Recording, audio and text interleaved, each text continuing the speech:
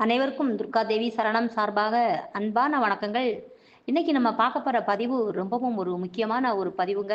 அதுவும் சிவ வழிபாட்டுக்கென்றே இருக்கக்கூடிய ஒரு முக்கியமான ஒரு நாள் வருகின்றது.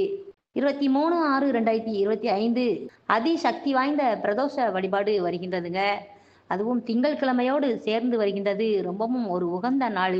இந்த பதிவை நீங்க எல்லோருமே பார்த்து கண்டிப்பாக சிவன் வழிபாட்டை பலன் பெற்று உங்க வாழ்க்கையில கண்டிப்பாக நல்லபடியாக ஒரு முன்னேற்றம் கிடைக்க சிவ வழிபாட்டை கண்டிப்பாக தொடருங்க. அப்படிப்பட்ட ஒரு அதிசக்தி வாய்ந்த இந்த பிரதோஷம் நாள் திங்கட்கிழமை சோமவார நாளில் மாத சிவராத்திரியும் பிரதோஷமும் சேர்ந்து வருகின்றதுங்க. அப்படி ஒரு அற்புதமான நாள். சோமவாரம் சிவனுக்கு உகந்த நாள், சிவராத்திரி சிவபெருமானுக்கு உகந்தது, பிரதோஷமும் சிவபெருமானுக்கு மிகவும் உகந்தது இல்லையா?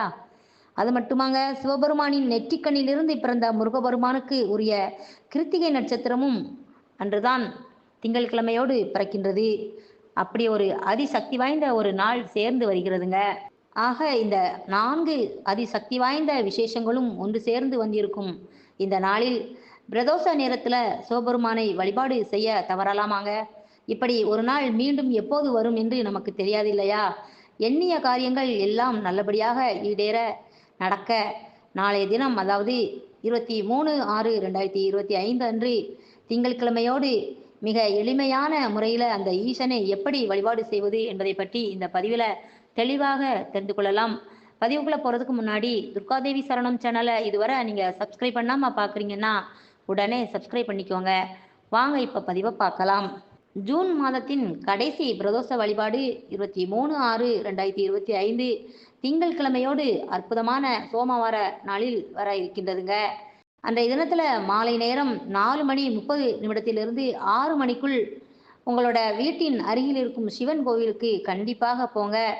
சிவனுக்கு உகந்த வில்வ இலைகளை வாங்கி அதில் இருக்கும் முல்லை எல்லாமே நீக்கிட்டு உங்களுடைய கையாலே அதை மாலையாக கட்டி சிவபெருமானுக்கு கொடுப்பது ரொம்பவும் அதி சிறப்பு வாய்ந்த ஒரு பலனை கொடுக்குங்க. கண்டிப்பாக இதை ஃபாலோ பண்ணுங்க. அந்த மாலையில் இருக்கும் ஒரு சில இலைகளில் சிவ சிவ நாமத்தை உங்கள் கையால கூட எழுதி கொடுத்தால் இன்னும் கூடுதல் பலன் கிடைக்கும்.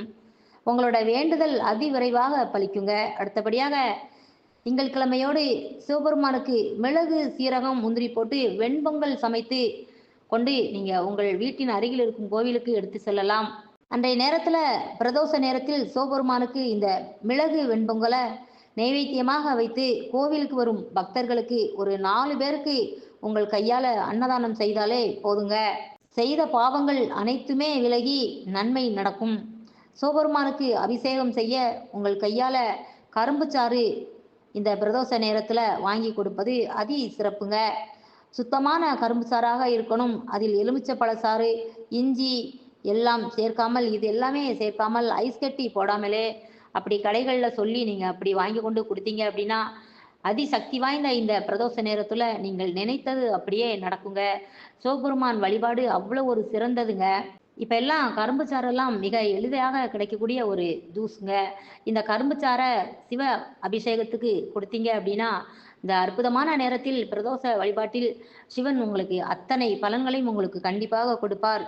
அதிசக்தி வாய்ந்த இந்த பிரதோஷ நேரத்தில் கோவிலுக்கு செல்ல முடியும் என்பவர்கள் கண்டிப்பாக செல்லலாம்.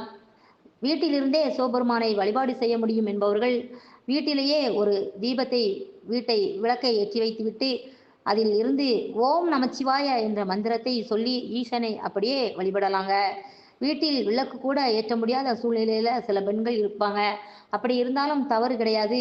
பிரதோஷ நேரத்துல அமைதியான ஏதாவது உங்க வீட்டில் ஒரு இடத்துல அமைதியாக உட்கார்ந்து பூஜை அறையை தவிர்த்து விட்டுருங்க. மனதிற்குள்ளேயே சிவபெருமானை நினைப்பதற்கு நேரம், காலம், தீட்டு, நல்லது கெட்டது எதுவுமே கிடையாதுங்க. இந்த பிரதோஷ நேரத்துல சிவபெருமானை மனதார நினைத்து உண்மையான பக்தியோடு மனதில் எந்த ஒரு கெட்ட எண்ணமும் இல்லாமல், அடுத்தவங்க மீது பொறாமை குணம் இல்லாம, சுயநலம் இல்லாம ஈசனை மட்டும் மனதில் நிறுத்தி உங்களோட நன்மைக்காக என்ன வேண்டினாலும் அது அப்படியே நிச்சயம் நடக்குங்க.